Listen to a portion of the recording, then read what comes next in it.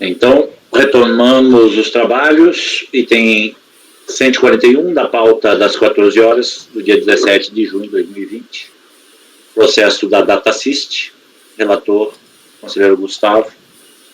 Pode iniciar o relatório, por favor, Gustavo. Ok, mais uma vez compensação. O valor do crédito original está nesse primeiro pedido de decomp e ele foi distribuído nele num segundo decomp. Tudo relativo a IRPJ, está invertido aqui. Apurado no primeiro trimestre de 2003. Tá? É saldo negativo.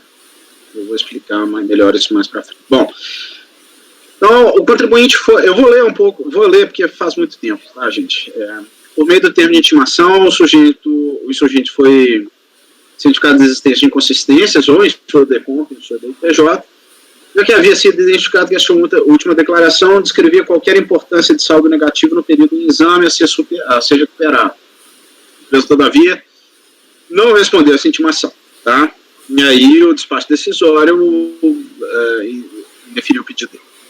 A folha estágio do contribuinte opôs sua manifestação de inconformidade, sustenta ter constatado equívocos no preenchimento de sua DIPJ, tendo o passo seguinte retificado para inserir, especialmente na ficha 12, linhas tais e tais, valores concernentes a um IR fonte alegadamente retido por pessoas jurídicas em geral, no valor de 747, e por órgãos públicos, aí sim um valor considerável, os quais, quando considerados, conformariam um saldo cuja compensação se postula.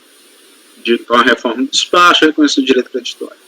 Para dar sustento à sua defesa, então o manifestante juntou apenas cópias da DIPJ retificadora.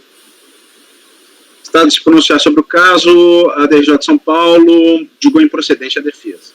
Em linhas gerais, após discorrer longo e complexamente sobre o procedimento de compensação, afirmou de início que a retificação da DIPJ realizada pela empresa teria se dado após 5 anos da data da ocorrência dos respectivos fatos geradores, quando já homologado, portanto, o lançamento, que de per si seria suficiente para retirar quaisquer efeitos.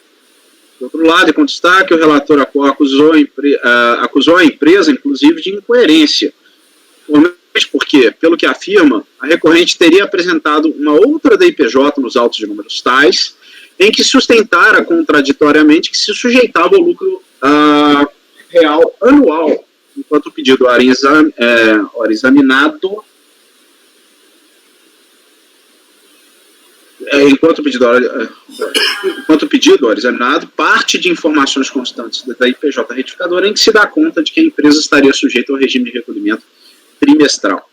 De mais a mais, sustentou que, ainda que admitida a predita retificação, a insurgente deixou de trazer quaisquer documentos que pudessem demonstrar a cuidado das novas informações prestadas, alertando, inclusive, para o fato da postulante ter sido intimada ainda na DRF acerca dos problemas que existiam em sua declaração original. Bom, aí ela indefere, a empresa traz um recurso e traz uma série de documentos que aparentemente comprovam as alegações dela quanto à retenção na fonte, ok?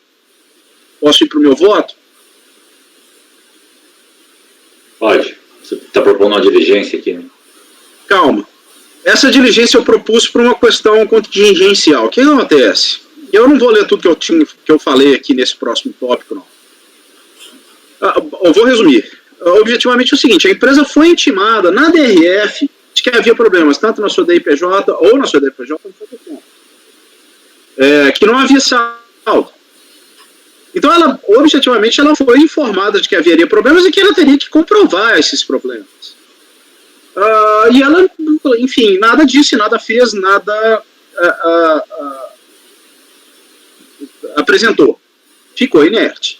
Quando ela vem na manifestação de conformidade, ela traz aí sim uma DIPJ retificadora, mas não traz tudo documento. Então, o que eu estou falando aqui ao final desse capítulo? Deixa eu ler. Em linhas gerais, a dialética processual classe 3 justifica a exceção do escrito do citado inciso C, inciso não, ali nesse do artigo 16 supra, iniciou ainda perante a autoridade fiscal. A insurgente, todavia, que não quis dela participar, que antes na ideia de que poderia a qualquer tempo fazer as provas que entende serem suficientes para provar o seu pleito. Em princípio, portanto, e por tudo que expus acima, seria de se aplicar ao caso preceitos do caput do artigo 16 do decreto 7235 e considerar precluso o direito de produzir provas por parte do contribuinte. Nada obstante, e ciente de que esta posição mais rígida que este relator assume é minoritária na turma, e a fim de otimizar o procedimento em respeito ao princípio da celeridade processual, me curvo ao entendimento assente no colegiado para, assim, superar a questão processual fora proposta e examinar os documentos trazidos pela empresa. Só para contextualizar bem, Gustavo, uma coisa é o fato dele não ter apresentado nada na unidade de origem. Para a DRJ, ele trouxe a DIPJ. A DIPJ. Só. E aí a DRJ disse para ele que isso não era suficiente. Sim. E aí agora ele trouxe outros documentos. Aí sim. E esses documentos, em princípio, me parecem comprovam o direito creditório dele. E aquela colocação da DRJ de que ultrapassados 5 anos, eu não entendi direito. Isso tudo eu vou analisar na diligência, se vocês entenderem, superada a questão processual. Bem, nós temos no colegiado hoje as duas presenças novas, né? O colega Cléucio e a conselheira Mauritânia, que já participou conosco, até não me lembro da posição dela em relação a esse conhecimento de documentos, né? O que o Gustavo costuma trazer, já de antemão, é o momento limite para o contribuinte trazer documentos aos autos, né? Mas, de um modo geral, também observamos o artigo 16, lá que seria a impugnação. Contudo, uma Constituição, acho que, pelo menos a maioria de nós, adota de que, em função da própria instrução processual que vai ocorrendo ao longo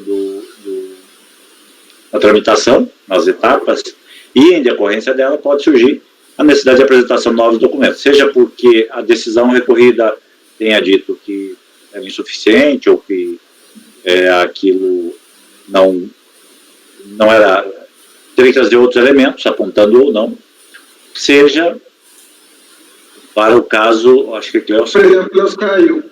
Cléucio caiu, né? Vamos aguardar um pouquinho, ver se ele retorna.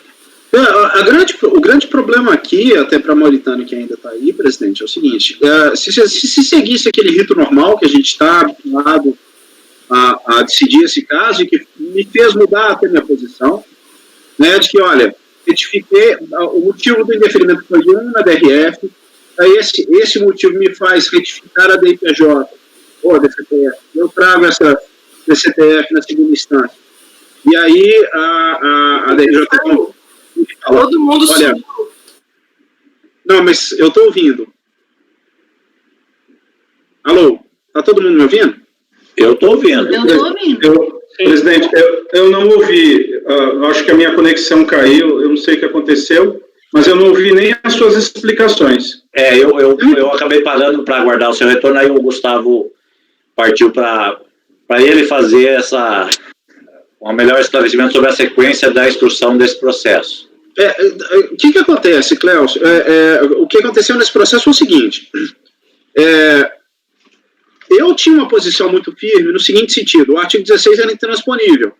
Então, partindo do pressuposto que o ônus da prova no âmbito do pedido de compensação integralmente do contribuinte, ele teria que trazer essa prova de imediato, de plano, toda ela na manifestação de conformidade, sobretudo. Tá? O Matosinho trouxe um voto depois disso e que me convenceu de que você tem que considerar a dialética do processo. Então, nesses casos em que você tem uma retificação da sua declaração para fazer surgir o direito creditório, e essa retificação é feita depois do despacho decisório e trazida para análise apenas da DRJ, a DRJ vira, tá, beleza, você trouxe, mas você tem que provar. Quando ela fala que você tem que provar, ela provocaria a aplicação ao caso da linha C do artigo 16 do decreto 7235, que fala que você pode inovar os seus argumentos de defesa em sede de recurso administrativo, se for para contrapor novos argumentos trazidos no âmbito do PAF. Então, eu até revi essa posição, eu tornei-me mais flexível nesse ponto. Eu e o Paulinho passamos a considerar aí que nós estaríamos atendendo o princípio da verdade material neste caso, à luz da própria linha C do artigo 16. Parágrafo 4. Qual é o problema? nesse processo aqui? É que o contribuinte foi cientificado do problema, ou seja, da existência de um erro já na DRF, houve uma intimação na unidade de origem, dizendo, olha, não existe saldo negativo, ou a sua DECOMP está errada, ou a sua DPJ está errada, retifique. O que o contribuinte fez? Nada. Não fez nada. Ele não retificou a DPJ. Se ele tivesse retificado lá atrás na unidade de origem, muito provavelmente ele teria se intimado a comprovar aquilo na unidade de origem. E se não fosse, aí sim, beleza, a gente poderia discutir isso aqui. Ou pelo menos ser advertido que ele teria que fazer essa prova.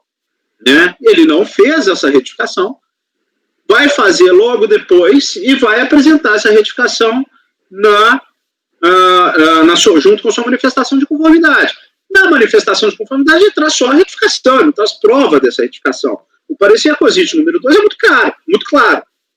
É admissível a retificação após o despacho decisório? Sim, sem problemas, desde que lastreado em prova. Aí, o que a DRJ faz? Olha, até uma parte, é um dos acordos mais difíceis de ler que eu já peguei na minha vida, porque o cara consegue ser mais prolixo que eu. Mas, enfim, o fato é, a DRJ fez o que podia fazer. Olha, tá, você me trouxe uma DPJ retificadora, mas que não tem prova nenhuma dos motivos dessa retificação ou daqueles fatos que você está ligando que foram retificados, é o problema da retenção na fonte.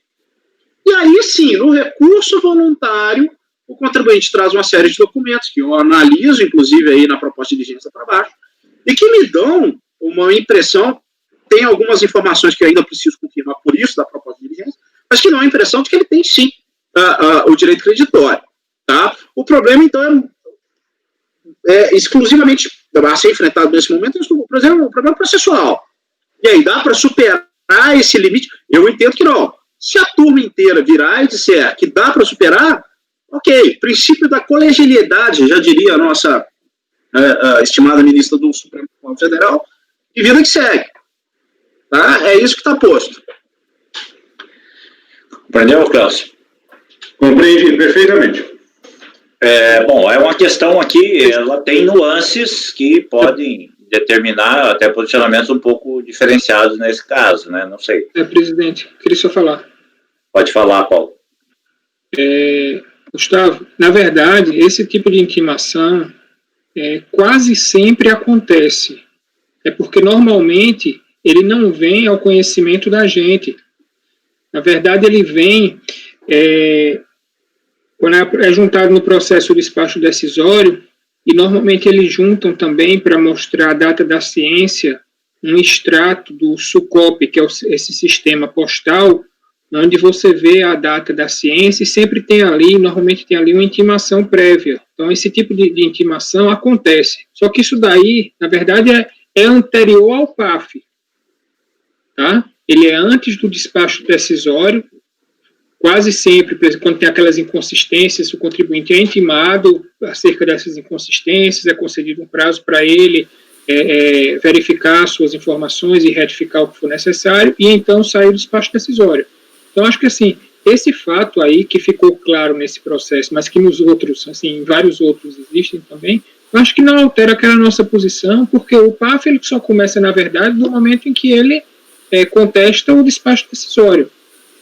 Então, assim, vale aquela mesma lógica da gente. Apesar dele ali, na manifestação de conformidade, já ter que trazer os elementos que ele deveria pressupor que seriam os elementos necessários para comprovar o direito creditório dele, mas explicitamente essa exigência só surge com a decisão da DRJ, sabe? Eu acho que dá para temperar nesse sentido aí.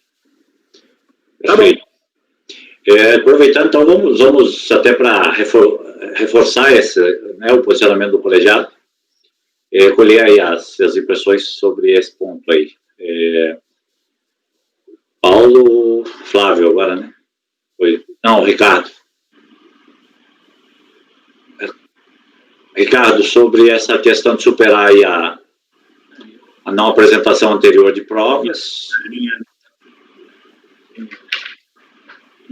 Não estou te ouvindo.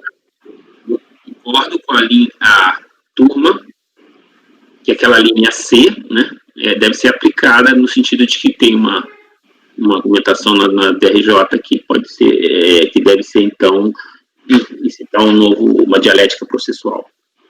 Ok, Flávio? Bem, eu sei que eu sou vencido, mas ao contrário, né, do Paulo e do Gustavo no primeiro momento, eu sou vencido na outra ponta.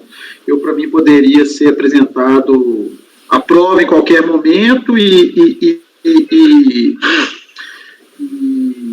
em face, principalmente lá do princípio da verdade material, principalmente nesses casos em que a gente está discutindo o crédito tributário, né, invocado em pedido de compensação.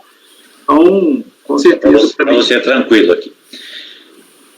Andréa, também já participou, acho que, dessa discussão, né, Andréa? Sim, eu também entendo que cabe a dialética processual, que cabe apresentar no CARF provas, assim, na DRJ é decidido de uma forma, então cabe no CARF apresentar provas. Para contrapor esses eventuais argumentos da decisão. Exatamente. Cléucio? Não, presidente, eu estou chegando agora e estou tomando pé da situação. Agora, o que me parece, já existe uma linha aqui por parte da turma de superar esse tipo de óbice que foi oposto pelo voto do Gustavo.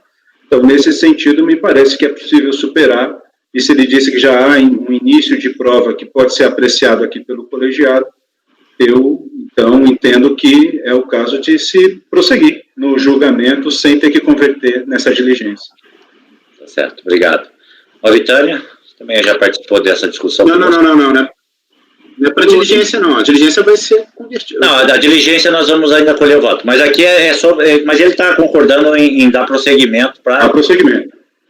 Não, ele não está concordando com os termos da diligência, com a utilidade da discussão. Eu vou mais na linha do Flavinho também, aceito documentação, desde que fundamentada, para contrapor o fato que foi trazido pela DRJ, sem problema. Então tá ok, eu também apoio essa orientação, né, mantenho esse entendimento, e concordo com o Paulo que nesse caso aqui a questão do PAF só entra em ação a partir do momento que o contribuinte apresenta a manifestação de conformidade. Então, apesar dele ter sido omisso e poderia ter resolvido essa questão lá atrás, a gente deve considerar que ele inaugurou o processo a partir da manifestação. Então, podemos superar, Gustavo. João, então eu não preciso mexer no meu voto aqui não, né? Não precisa. É só porque é até importante para a gente balizar para outros, né, futuros casos. Uhum. Beleza. Eu volto tá longo aqui. Vamos lá. Do problema do regime de tributação. Ele está longo, cara. Esse processo, apesar de não ser muito longo, os autos serem muito extensos, ele tem algumas particularidades. Então, vamos lá. Mas os outros três não. Ok. Tá? O problema do regime de tributação. Essa questão, eu digo, é relevantíssima, porque a se confirmar a informação de que a empresa submete ao lucro real anual para apurar o imposto de renda, pedido em análise, a parte de tudo que foi dito acima, cai definitivamente por terra. O problema é que, a despeito da DRJ ter levantado a questão em outro processo, não há, neste feito, nada que possa permitir esse relator cravar que a empresa havia apurado seu imposto segundo a periodicidade trimestral. É fato, todavia, que o processo mencionado pela DRJ se encontra sob minha relatoria, e que, de start, me é possível afirmar que a declaração aqui apresentada é posterior à veiculada no processo anteriormente mencionado. Todavia, vale lembrar que, nos termos do artigo 232 do antigo Regulamento do Imposto de Renda, aprovado pelo então vigente Decreto 3.000, a adoção da forma de pagamento do imposto previsto no artigo 220 pelas pessoas jurídicas sujeitas ao lucro real ou a referida no artigo 221 será irretratável para todo o ano calendário. Com toda evidência, uma vez manifestada a opção e, inclusive, encerrado o período de apuração, o contribuinte não pode, ainda que por meio de declaração retificadora, modificar o seu regime de tributação, preceptivo, retro e taxativo. A opção, uma vez manifestada, é irretratável. Neste passo, e a despeito das discussões anteriormente reproduzidas sobre qual declaração estaria ou não validada por decisão da Receita Federal, o fato é que a opção manifestada pela empresa na DIPJ originariamente transmitida não poderia ter sido modificada, nem mesmo reprise por meio de declaração retificadora. Ou seja, a empresa se sujeitou, no ano calendário de 2003, ao regime de apuração trimestral do imposto de renda, e não ao regime anual. Essa questão, gente, só para deixar um pouco mais claro, eu vou abordar ela com mais detença nos outros processos. Porque aqui ele pediu trimestral, nos outros ele pediu anual. Tá? Então, eu vou abordar isso com um pouco mais de cuidado. Se vocês quiserem confirmar as informações, mas até a segunda ordem eu confirmei quando eu fiz a análise, então ele estava sujeito ao lucro trimestral quanto a esse pedido, tá, de 2003. Gustavo, desculpa, só para entender aqui, a primeira que ele apresentou foi trimestral? Era trimestral, sim. Gustavo, E aí ele apresentou uma retificadora para anual. Você fala aqui nesse parágrafo, é fato, todavia, que o processo mencionado pela DRJ... Não, cadê? Destarte-me é possível afirmar que a declaração aqui apresentada, ou seja, que seria trimestral, é posterior à veiculada no processo anteriormente mencionado. Sim. Que é anual. E Não, aí depois você diz que... apresentada é anual, lá é a trimestral. quantas declarações existem? Ah, tem um bocado. Uma original e... Eu cheguei e retificadora. Eu cheguei a cogitar de converter em diligência, e se eu não me engano, na minha proposta de diligência, eu peço para confirmar isso também. Mas eu cheguei a cogitar de converter em diligência para que me fosse informado qual declaração está ativa, ou estava ativa à época do pedido. Tá? Mas os outros processos estão sob minha relatoria. Essas informações eu pude verificar. Né? E eles se sujeitavam ao lucro trimestral. Aqui a sua colocação sobre o artigo 232 do RIR, porque você concordo contigo, a adoção a opção se faz pela forma de pagamento, mas você não diz qual foi o pagamento que foi feito. E olhando essa DIPJ aqui, que pelo menos aqui eu estou vendo... Mas, Ricardo, nós estamos falando de saldo negativo, não há pagamento. Pois é. Então, aí agora prevalece a opção na DIPJ. E aí não está aqui, né? Não, prevalece a opção na DIPJ. Isso, inclusive, tem um dispositivo específico nesse sentido. Se não houver pagamento, prevalece a opção dele. Em princípio, pelo que eu estou entendendo, você está achando que esse processo está correto, ele pede no trimestral e a original é trimestral. É isso. Sim. Por isso você está levando adiante. Sim. Isso aqui também é obter dictum, você não está decidindo nada aqui, né? É só uma informação, né? Porque é o seguinte, se alguém discordasse de mim quanto a esta minha premissa, o processo acabava aí. Mas nós não temos esse elemento. Então, você está trazendo essa informação e colocando uma razoável certeza que a opção original era trimestral. Basicamente é isso. Ele não juntou as apurações dele nos livros?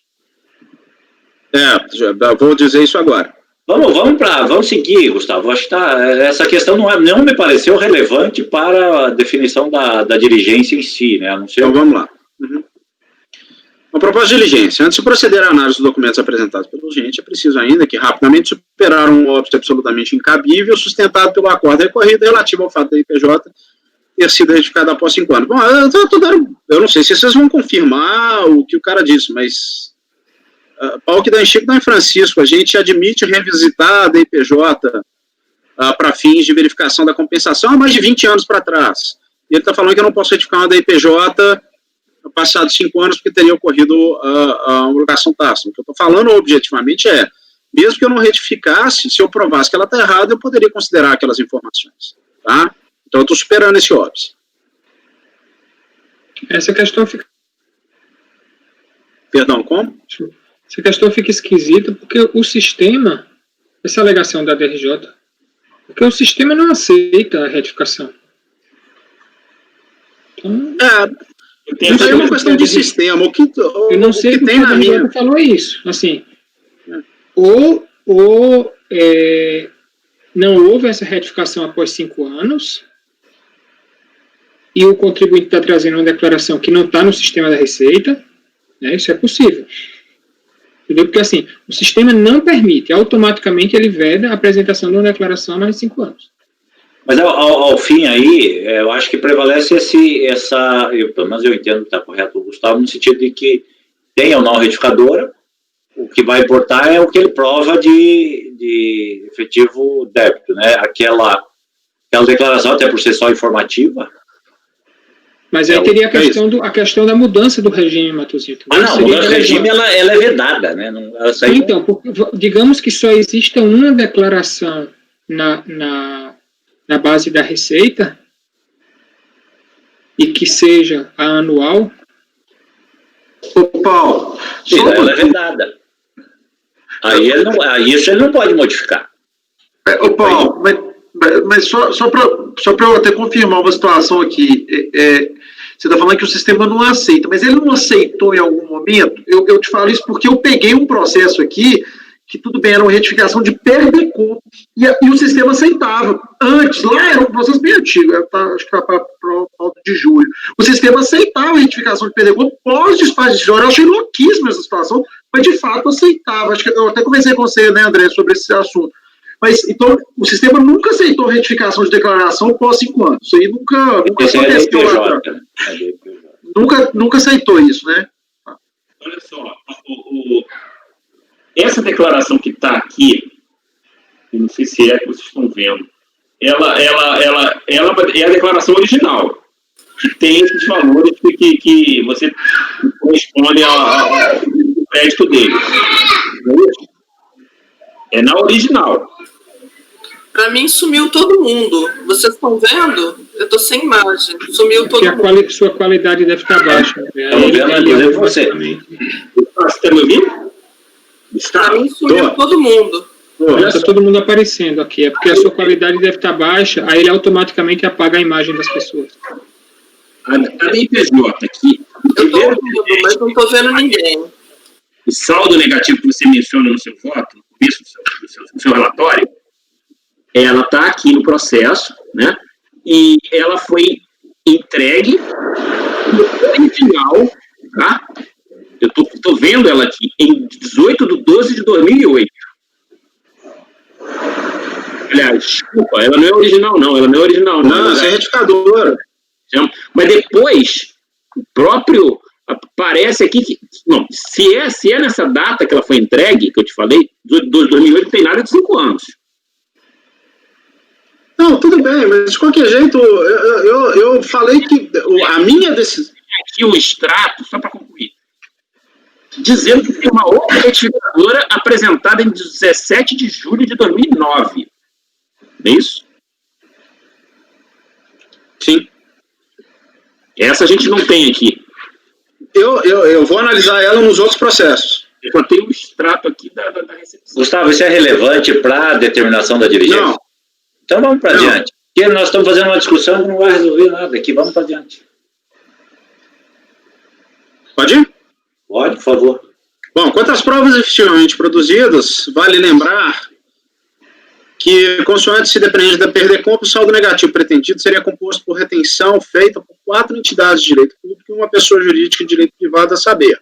Aí estão as fontes, com inclusive as folhas, notas fiscais, etc. E tal. Como se vê da descrição acima, a empresa trouxe realmente aos autos as cópias das notas fiscais que atestariam a realização dos negócios que resultaram na retenção do IRPJ. Mais que isso, os valores do imposto retido são compatíveis com os valores cobrados pelo insurgente em razão dos aludidos negócios. A guisa de exemplo, tome-se as notas fiscais emitidas em face do Departamento de Polícia Federal de São Paulo. Os montantes alcançaram importância de tanto e tanto nos termos da IN e tal. A alíquota de IR incidente no caso dos autos era de 4,8%, de anexo 1. Sorte que o valor pretensamente retido pela DPF em relação às notas fiscais anteriormente mencionadas seria de respectivamente tal e tal. As importâncias digas, quando somadas, batem com o valor informado no DECOMP, com uma diferença de pouco mais de 5 centavos. Mas qual seria, então, o problema?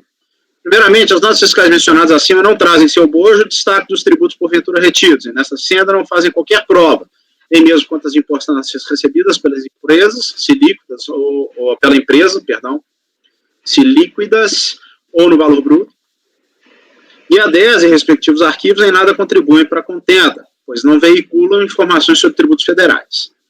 O livro diário, por sua vez, ajuda a demonstrar o recebimento líquido mencionado anteriormente. Nesse sentido, confira os lançamentos realizados às folhas tais, concernentes à nota fiscal de número tal, emitida pela Anatel, cujo recebimento foi registrado na conta tal, conta caixa, no valor líquido de tanto, já na conta de número tal, clientes foi efetuado o registro do montante bruto de tal, enquanto nas subcontas seguintes foram registrados os valores do imposto a recuperar, formalmente o IRPJ, no valor de tanto, que corresponde precisamente ao percentual de 4,8%. Quanto aos demais documentos fiscais, a folha 128 foram lançados os dados concernentes à nota fiscal de número tal, que segue o mesmo padrão acima descrito, e a folha 129, enquanto os registros concernentes à nota número tal, 101, todos concernentes ao mês de janeiro. Já no mês de fevereiro, foi possível identificar o registro da nota tal e enfim. Em relação ao mês de março, por fim, verificou-se o lançamento de número tal. Não há destaques, nenhum registro relativo às notas fiscais emitidas para a Polícia Federal, ao menos não quanto àquelas que se referem ao período de janeiro a março de 2003, e cujas cópias foram juntadas ao feito. E mesmo que esse relator venha entendendo quanto aos registros contábeis apresentados, se acompanhados dos documentos que lhes dão sustentação, a sua suficiência probatória, normalmente amigo de outros elementos como DIRFs ou informes de rendimentos, vale que a insistência de que nada do que a hora foi produzido foi, a qualquer momento, objeto de análise ou validação pelas instâncias inferiores, né, pela DERAT nem pela DRJ. De hora seria possível dar provimento ao apelo, ao menos quanto ao IR-fonte, cujas receitas se encontram devidamente registradas no diário. Excluiria da pretensão da empresa os valores relativos às notas fiscais emitidas em face da Polícia Federal, que representam o grosso dos montantes que compuseram o saldo negativo em exame. No entanto, e por conta do que foi dito no parágrafo anterior, é salutar, até para que meus pares possam formar um convencimento apartado dos preconceitos anteriormente apresentados, que o julgamento seja convertido em diligência, a fim de que, exclusivamente, seja verificado nos sistemas da Receita Federal a existência ou não de informações prestadas pelas fontes pagadoras quanto às importâncias mencionadas nas linhas acima. Mas, no exposto, voto por converter em diligência o julgamento a fim de instar a DERAT a verificar, junto aos sistemas informativos da Receita Federal, a existência de DIRF emitidas e preenchidas pelas 5 fontes pagadoras descritas no decúmulo de folhas 2, a saber, aí estão elas. Concluída a diligência acima, pede-se ainda a unidade de origem que lave o competente relatório de diligência, intimando-se a empresa a hora insurgente para um prazo de 30 dias sobre ela se manifestar. Isso aí. Gustavo, aqui você, me parece, pelo que eu depreendi, não teria encontrado registros da Receita relativa a essas notas fiscais no livro contábil, pelo menos do que ele trouxe. Não seria oportuno, então, pedir que ele comprovasse, porque você comprova a fonte, mas se ele não ofereceu a tributação, nesse caso aqui, eu acho que seria, apesar de, eu sei do seu entendimento de que a discussão, provavelmente desse ponto não tenha entrado em cena, mas se a gente vai alargar a própria, dar a oportunidade do contribuinte demonstrar, ou da Receita demonstrar que o contribuinte sofreu essa retenção, acho que a gente deveria instá-lo a demonstrar não, o oferecimento da tributação. Né? Eu concordo, presidente, eu concordo. Não custa nada. Já que vai pedir, vamos pedir tudo. Né? Porque, em princípio, assim, se eu fosse olhar friamente, podia falar, não, glosa das notas fiscais da Polícia Federal, que ele não trouxe prova, e a gente dá provimento dos outros. Grosso modo, poderia chegar a uma solução dessa maneira, me parece. Mas como tem um início de prova aí, eu acredito que seria oportuno. Né?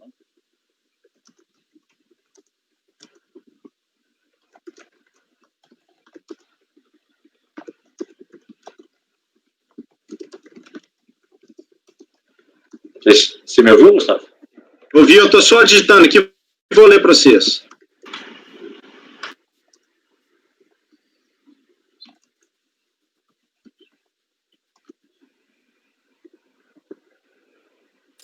Deixa eu ver quem que foi que eu tirei daqui. Que foi, André? Eu só queria entender uma coisa. Não estou ouvindo o Gustavo, mas... É que ele está em silêncio. Não, eu estou aqui, eu só estou digitando. Fala, Ricardo, aproveite enquanto o Gustavo pensa. O Gustavo, ele tá partindo do princípio que aquela apuração daquela DPJ está correta. É aquela ali. Não é isso? Porque parece que sim. Parece que sim, também tem esse ponto. Não sei se seria oportuno trazer esse relatório do trimestre, né, no diário, que está aqui, pelo menos eu estou vendo. Aliás, o diário só tem uma data aqui, 31/12/2003. Eu não sei se essa data é a data da... Ele escriturou tudo em 31/12, ou se isso daqui só são os fatos referentes a 31/12. Não entendi. Mesmo assim, teria que ser o fato de 31/12. Não, isso é porque ele imprimiu isso em 31/12. Tá, mas cadê as datas dos fatos contábeis? Está no diário. Agora eu não lembro. Eu tinha inclusive citado aqui as datas em que isso foram verificadas. Mas eu não estou vendo a apuração também. Você viu a apuração do imposto a pagar no diário? Não tem. Como é que você está vendo? Está citado cada folha em que isso foi lançado, Ricardo. Não, mas ele está falando outra coisa, Gustavo. Ele está falando que esse aqui compôs o saldo do imposto negativo apurado no trimestre. Ele está querendo a demonstração desse, se existe nos autos, a demonstração desse saldo? Inclusive, eu não quis colocar isso, porque eu falo textualmente que o saldo negativo dele era composto exclusivamente por fonte. Tá, mas e o valor devido? Você não se importa aí? Você confia no que ele disse? Porque, veja bem, a gente está confiando numa... Eu confesso que eu não lembro do valor, mas enfim. Eu acredito que eu devo ter olhado isso, presidente. Agora, hoje eu realmente não sei. Eu digo no sentido de, se for o caso, também pedir essa complementação de prova, se não existir nos autos, porque pode ser relevante para nós decidirmos. Pedir esse histórico das declarações, qual é a declaração vigente, mesmo que você tenha abordado com mais extensão no outro, trazer para cá também, né, se há essa dúvida, e intimar o contribuinte. Isso aí você pode até conferir se existe essa apuração, esse demonstrativo de apuração trimestral do examinado.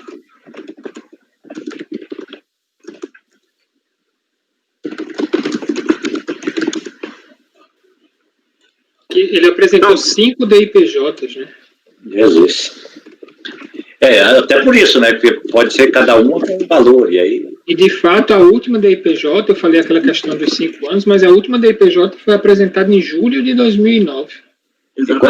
E qual é o ano calendário? 2004. Tem a apuração do trimestre dessa última. Não entendi.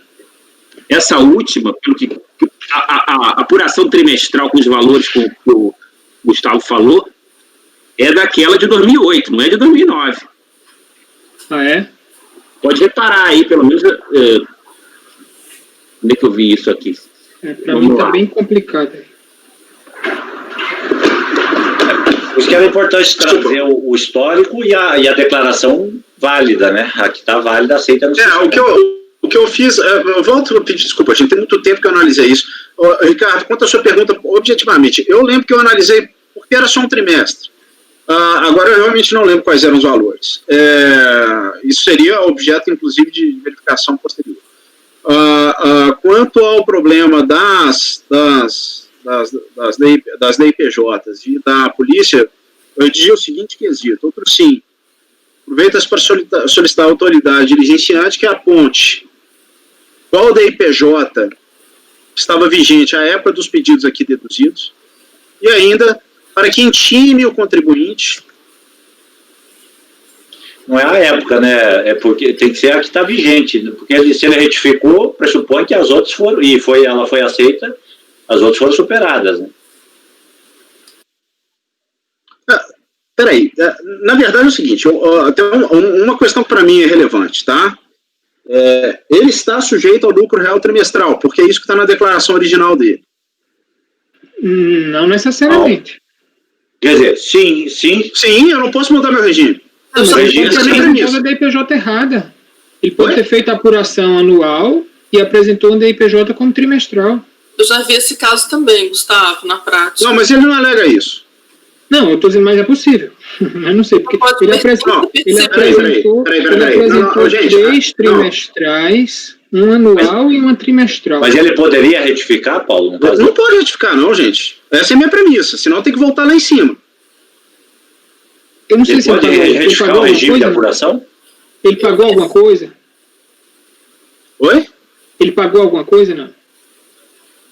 Bicho, aí eu não lembro. Nem ele sei se isso foi trimestral, ele tá pedindo. Não. Eu já vi na prática esse caso, que ele apresentou DIPJ trimestral, mas era anual. Os pagamentos aqui. São O que vale é o pagamento do primeiro DARF, né, gente? Quando ele pagou o primeiro DARF, ele já não pode mudar. Inclusive, esse DARF não é passivo de... Vamos lá, a mudança de regime aqui foi em outro ano, depois do encerramento do ano calendário. Ele apurou lucro real trimestral com saldo negativo. Ou seja, objetivamente, a priori, ele não pagou. Então, assim, para mim é irretratável, não tem discussão. Sim, interessante. Ainda que ele quisesse, é a mesma coisa, eu apurei pelo lucro real, mas era para ser presumido. Gustavo, mas de qualquer maneira, o que nós temos que tomar por base, e ele tem que comprovar, é a última informação prestada ao fisco que estiver vigente, né? Porque ela substitui as demais informações. Uma nova declaração. Mas vem uma vez cá, qual que é a processada. relevância disso, presidente? Não sei, pode ter mudado valores. Ele não pode ter mudado valores em relação ao que ele está pleiteando? Ele fez retificadoras. Você mesmo disse, ele trouxe uma retificadora. Mas veja bem. Sim, mas veja bem. Ok. Para mim, o que está valendo é a declaração dele que está aqui nos autos. Eu vou trazer outra? Você vai trazer o que estiver valendo. Aí, A última declaração processada, ela substitui essa aí, se tiver uma depois dela. 17 de julho de 2009. Agora eu vi aqui que tem nas folhas... Tem 5 nos autos. Hein? Sim, tem várias. Não tem dúvida. Eu vou pedir para ele trazer todas as DIPJs dele. E informar. Pede para a unidade trazer e informar qual é que está vigente como válida, porque a declaração retificadora substitui a anterior totalmente. Apaga o que está na outra. Olha só, a última é a de 17 de julho de 2009, cuja apuração do primeiro trimestre, e realmente aqui está a apuração trimestral com aqueles valores também, repetindo o que eu já tinha detectado no anterior, está aqui na página 95 do segundo volume. Tá? Como é que eu sei que ela é a última? Eu sei que ela é a última porque nesse mesmo volume, lá na página 61, 60 você tem lá a relação das declarações que foram apresentadas e a liberada é essa 17 de julho de 2009. Ela está liberada já. É essa que está valendo. Então ela está valendo. Tá, então agora você está assumindo então que o valor, o que está escriturado aqui, né, o que tá lançado aqui nessa DIPJ, a título de fonte, é efetivamente o que ele está apresentando em notas fiscais aí, e é o que você está querendo que comprove. Sim. Ok. Bem, se tem nos autos da DIPJ última liberada, por mim aí eu abro mão dessa. Eu tinha entendido que não tinha certeza sobre qual é a declaração dos autos que estava prevalecendo.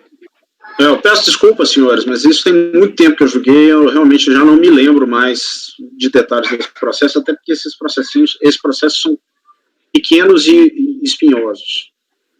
Mas, enfim, o que eu estou propondo aqui, então, além do que eu já pedi, suprimir o problema da DIPJ, é que o contribuinte seja intimado a comprovar quaisquer meios cabíveis a tributação dos valores concernentes aos rendimentos pagos pela Delegacia de Polícia Federal de São Paulo. O oferecimento da tributação, perdão. Ok, todos de acordo com a diligência? Podemos colher os votos, Paulo? Acompanho o relator. Rapidinho. Todas as dúvidas do mundo. Na verdade, eu vou acompanhar pelas conclusões, né, por conta daquela questão lá do... Mas aqui é só diligência, Paulo. Acompanha aí. Beleza. Não é o fundamento da diligência. O fundamento da diligência é essa necessidade da prova que ele traz.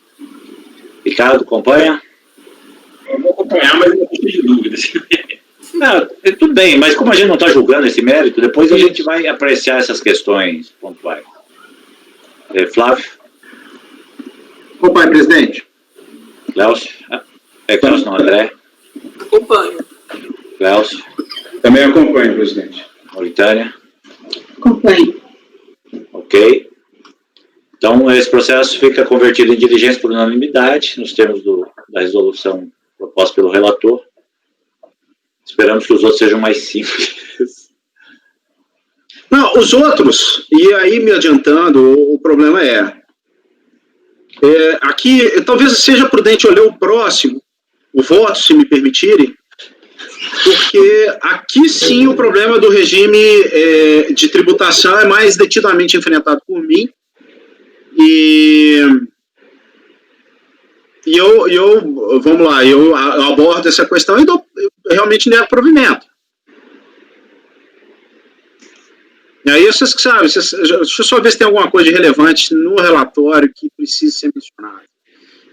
Esse próximo processo de final 40 é CSLL, tá? É uma decomp. Também não foi identificado o saldo negativo.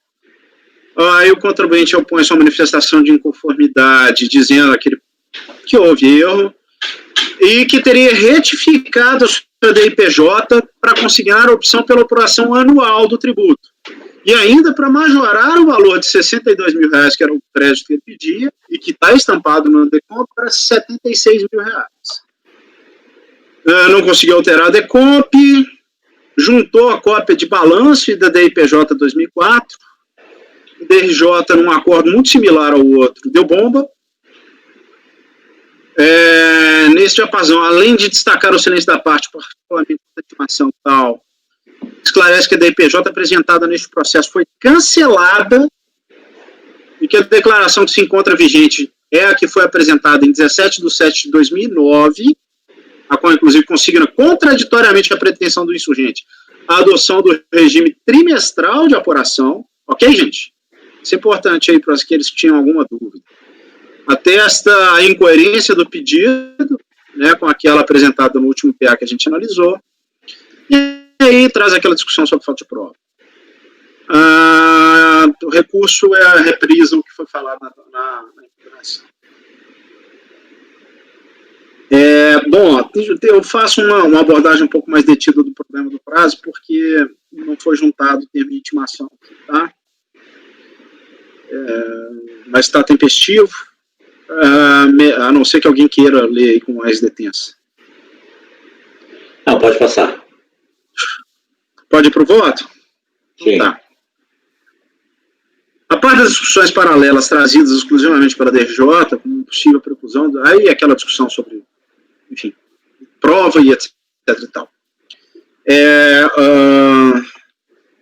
O cerne da querela se calca exclusivamente no problema da forma de apuração do tributo que estaria submetida a insurgente. Conforme já foi destacado no relatório que precede esse voto, a contribuinte transmitiu a decomp de número tal, lá consignando que teria optado pelo regime de apuração anual, ao passo que em seu DIPJ, originariamente apresentada, registraram a substituição ao regime trimestral. Está vendo que aqui está mais bem instruído. Então, as DIPJs estão todas aqui, eu consegui analisar aqui. Por isso que eu consegui julgar o outro processo um pouco sem trazer tantos detalhes. Em sua manifestação de conformidade, todavia, traz uma DIPJ retificadora, transmitida em 15/6/2009, foi 26, em que aponta a opção pela forma anual de apuração do tributo em exame, de acordo com os extratos trazidos às folhas tais, contudo, essa última DIPJ teria sido cancelada durante a transmissão de uma outra declaração retificadora datada de 17/7/2009, cujo teor não foi trazido para este processo. O acórdão recorrido informa que essa última DIPJ retificadora, e está lá naquele nosso processo que nós ajudamos agora, veiculou a informação de que a empresa estava sujeita à forma trimestral de apuração, que inclusive justificaria a improcedência da manifestação de conformidade apresentada, já que a IPJ retificadora teria modificado o regime para torná-lo compatível com as informações prestadas no decomp, teria sido reprisa e cancelada. E diz, esse relator sabe que a assertiva feita pela DRJ está correta, já que a última declaração foi juntada aos autos do PA que nós julgamos agora, que também se encontra sob responsabilidade. A priori, mesmo sem considerar os fatos reportados ali, lastreados em elementos que não foram trazidos ao feito, é perfeitamente possível julgar o processo. Deixa eu tirar esse feito aqui, porque...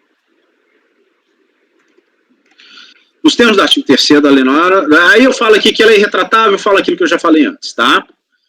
Neste passo, a despeito das discussões anteriormente reproduzidas sobre qual declaração estaria ou não válida, o fato é que a opção manifestada pela empresa do DPJ Folha 110, que é original, não poderia ter sido modificada, nem mesmo reprisa por meio da declaração retificadora, ou tornar-se a letra morta as disposições do citado artigo 3º da 9430 invocada acima. Ou seja, a empresa sujeitou no ano calendário 2003 ao regime de aprovação trimestral quanto à CSLL, e não ao regime anual. Poder-se aqui adotar essa posição manifestada por colegiado em outros casos, em atenção aos princípios de instrumentalidade, economia processual, como violar o pleito compensatório de saldo negativo anual para saldo negativo trimestral. Todavia, qual trimestre se consideraria aqui para legitimar semelhante procedimento? Quarto, segundo, terceiro? O que se vê é que, mesmo com muito esforço, a pretensão da recorrente não procede, e foi por isso mesmo corretamente afastada pela DERAT e também pela DRJ. Eu acho que eu estou negando provimento. Bem, parece que ficou claro, né?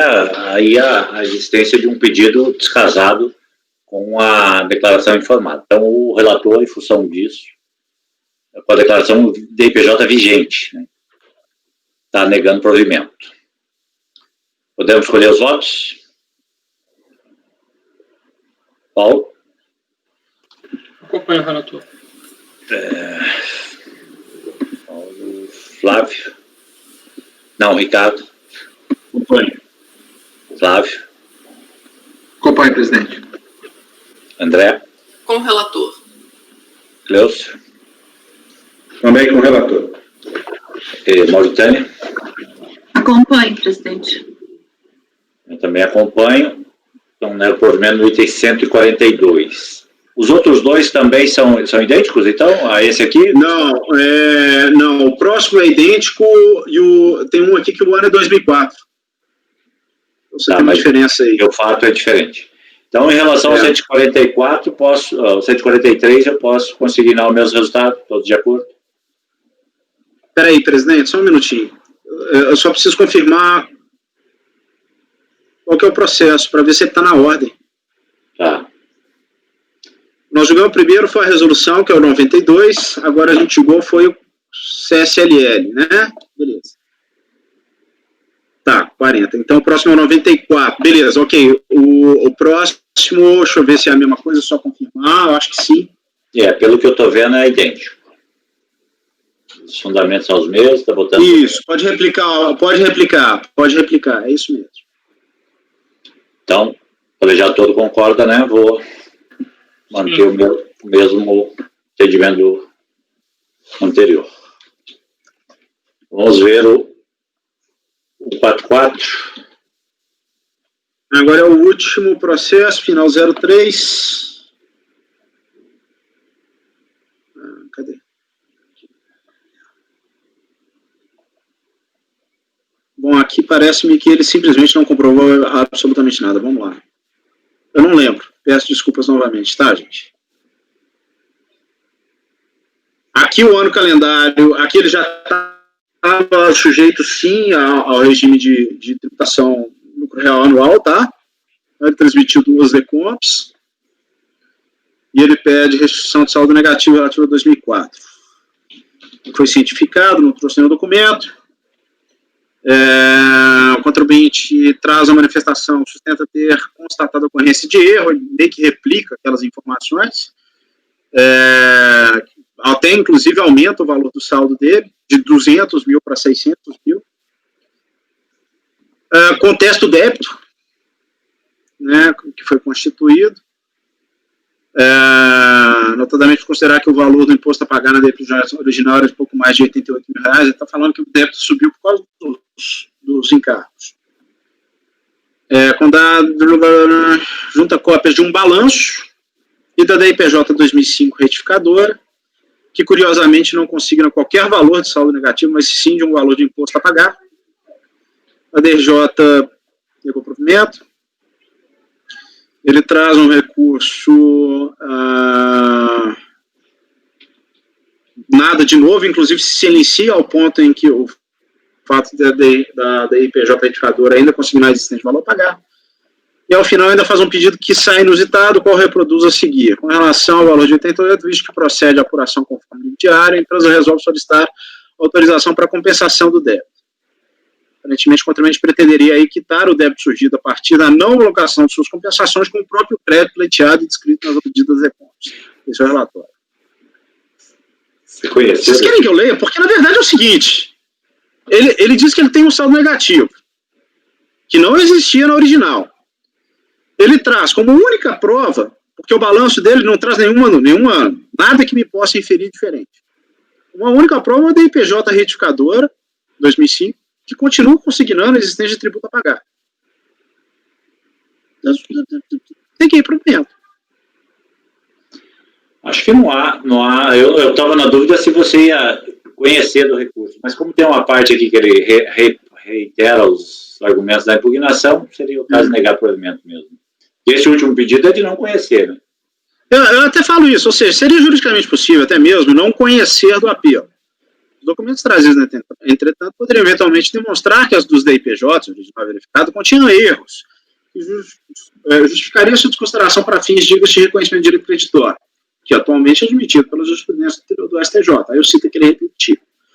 O extrato da perda de compra, o crédito teria se originado de 2 retenções na fonte do imposto, pretensamente realizadas por empresas cadastradas no CNPJ tal, a DPF São Paulo e a Anatel. O problema é que, para fazer provas sobre tais retenções, a empresa trouxe, além do balanço já acostado à sua manifestação de conformidade, as cópias do livro diário e notas fiscais de prestação de serviços. No anexo do livro, não se vê nenhum lançamento concernente ao recebimento dos valores descritos nas pedidas notas, ou mesmo com tal crédito relativo ao IRRF a recuperar. Já as notas fiscais não trazem em seu bojo uma única informação sobre a retenção dos tributos para órgãos públicos. O recorrente não trouxe mais nenhum documento, nem DIRF, nem tampouco inventários em forma de rendimento. Não há qualquer comprovação de que, a despeito da informação contida nas suas CNPJs, ele tinha efetivamente algum saldo negativo a recuperar. E é isso. E aí eu nego o provimento. Ok. Então, mais um negando provimento, Paulo. Com o relator. Ricardo.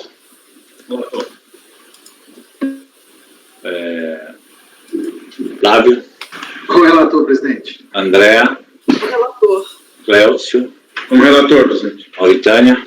Com o relator. Também com o relator. Então, por unanimidade, negar provimento ao recurso relativo ao item 144. Presidente, só uma nota de insurgência. Mesmo os processos fáceis que caem para mim são complicados, socorro. Eu não pego um processo tranquilinho. Eu não posso fazer muita coisa sobre isso, a não ser registrar na mente essa sua reclamação. Não posso registrar nem em ata. Eu vou levantar aqui, mas estou ouvindo vocês, eu vou só acender a luz do meu escritório. Okay. Eu espero não ter a mesma sorte, viu? Vamos ver, né? Amanhã você vai saber disso, Cléucio. Amanhã, com o sorteio. Vamos ao 145, Ricardo, em geral.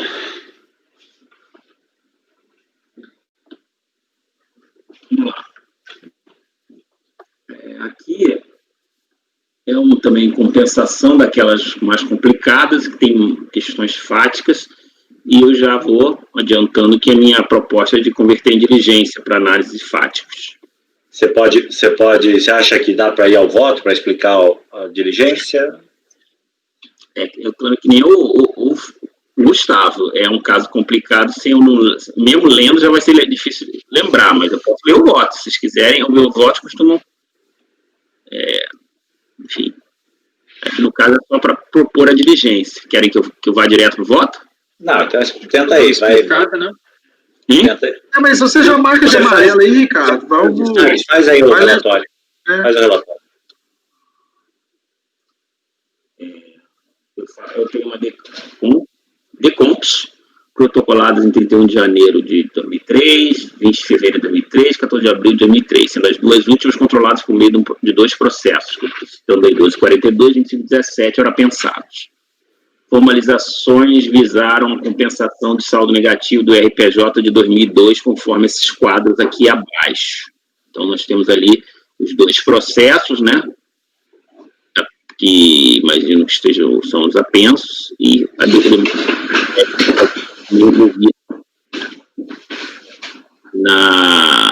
na compensação, débito de estimativas, enfim. Ali o saldo negativo que ele espera compensar.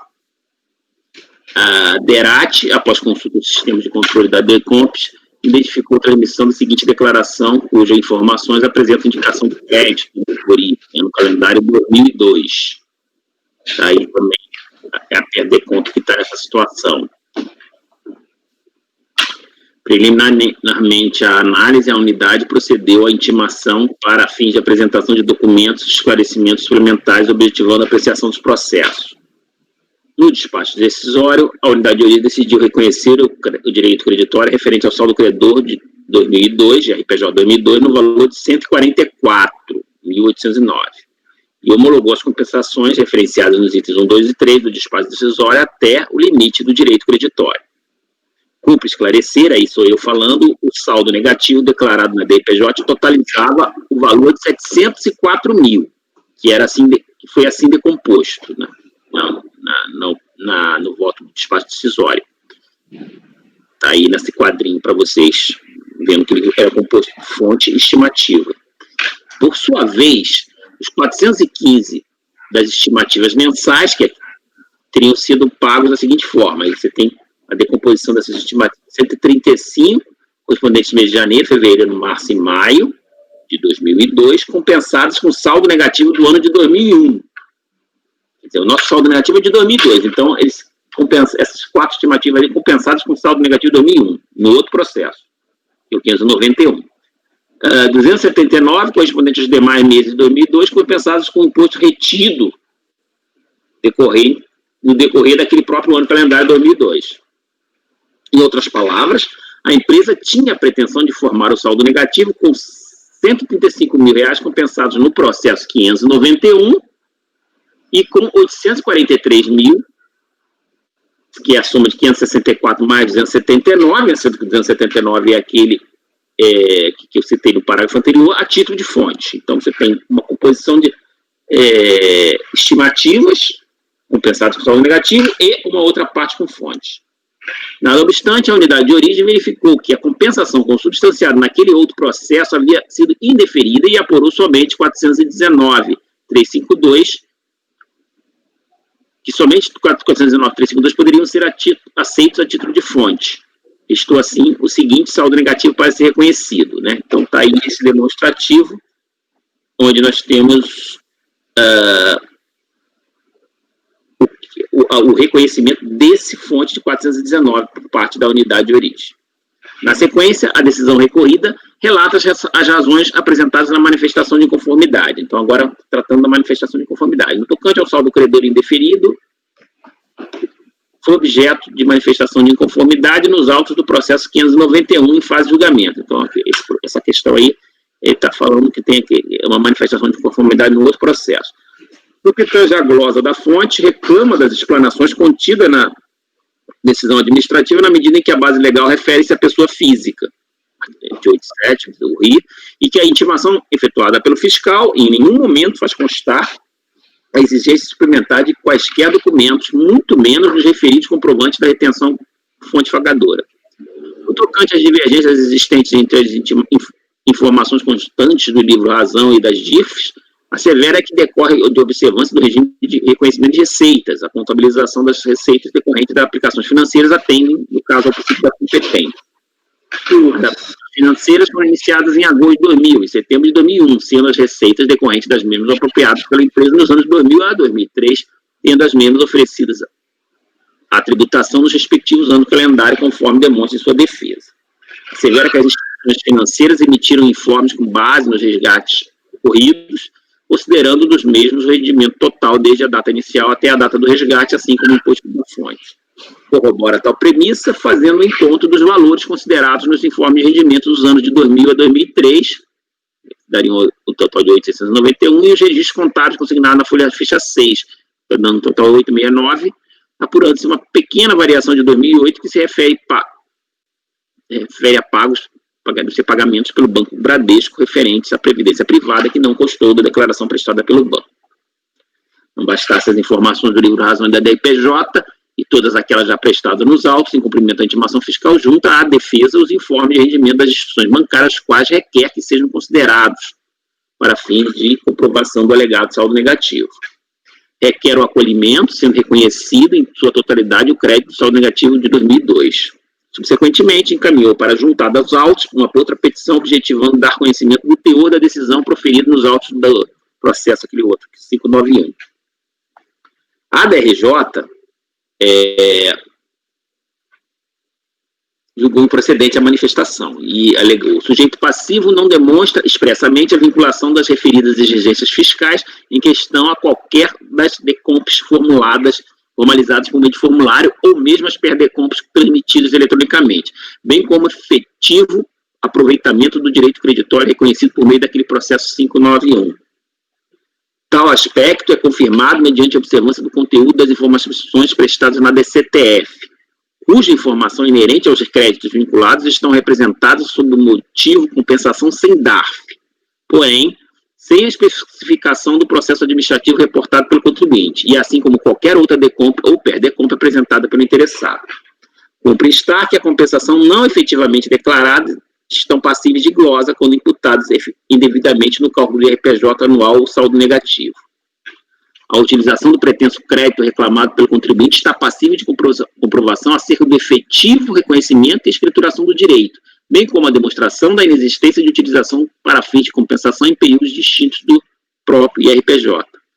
Para denotar a liquidez e certeza do crédito, não é suficiente que a interessada comprove que houve retenção e recolhimento do imposto na fonte, mas também evidenciar que os rendimentos sobre os quais incidiram as respectivas retenções na fonte, objeto da resignação firmada na manifestação de conformidade, foram devidamente oferecidos à tributação do IRPJ mediante demonstração comparativa e detalhada dos registros dos fatos contábeis em relação às informações prestadas na DIPJ. Além disso, imprescindível que o interessado comprove que tais retenções não foram utilizadas em compensações em períodos de apuração distintos do mesmo tributo, bem como a constituição do ativo, que é um direito patrimonial oriundo da retenção do fonte, e o correspondente aproveitamento contábil das respectivas antecipações. Falta ou insuficiência de tais meios probatórios inviabiliza a intenção do contribuinte de revelar a composição do saldo negativo e, dessa forma, configura-se a inexistência de prova inequívoca em que implique descaracterizar os efeitos da decisão administrativa. Em seu recurso voluntário, a empresa alega essencialmente que ela repete os argumentos da manifestação de conformidade, mas acrescenta, contudo, as seguintes alegações deduzidas especialmente contra as razões decididas na instância qual. 1. Muito embora não tenha informado o número do processo nas compensações de estimativa na DCTF, foi discriminado o período e o tipo de crédito, saldo negativo de 2001. A simples falta daquela informação seria mero erro formal passivo de superação em face da verdade material. 2. As estimativas dos meses de abril, junho, agosto, setembro, outubro e novembro de 2002 foram integralmente compensadas com fonte do próprio ano calendário, de modo que o saldo final do fonte, após essas compensações, monta o valor de 564.066. Apresenta extratos contábeis da DIPJ que comprovariam essas afirmativas, DOCs 3 a 6, e 3, com relação à alegação de que não houve a demonstração de que as retenções não foram utilizadas em compensações de períodos distintos, acosta extratos do livro Razão, com a movimentação da compensação de janeiro de 2003 a outubro de 2004, demonstrando compensações ocorridas até o término do respectivo saldo DOC 07. Bom, deu para ver que o caso é complicado, né? Vou ler o meu voto, então, né? Ok? Vamos ver se a gente... Sim, vamos ao voto. Bom, conforme relatado, a DRJ não admitiu a inclusão da parcela das estimativas compensadas através do processo 591, os R$ 135 mil aproximadamente, no cômputo do saldo negativo reivindicado. Isso porque a empresa meramente deixou de especificar o referido processo administrativo na DCTF referente aos débitos daquelas estimativas. Foi a alegação do DRJ. Ora, a ausência da indicação do processo como meio para a compensação dos débitos de estimativas, por si só, pode representar um óbice inafastável contra o direito da contribuinte. Os extratos da DCTF, folhas 48 a 51, são claros ao informar que as compensações daqueles débitos se dariam com o saldo negativo do IRPJ apurado em 31 de 12 de 2001. A própria DRJ não contestou a informação de que o indeferimento das compensações consubstanciadas naquele outro processo havia sido revertido na primeira instância de julgamento da manifestação de conformidade apresentada. Por outro lado, no que diz respeito às glosas do fonte incidente... Carlos, licença. Tainá está pedindo para falar, Matosinho. Sim, Tainá.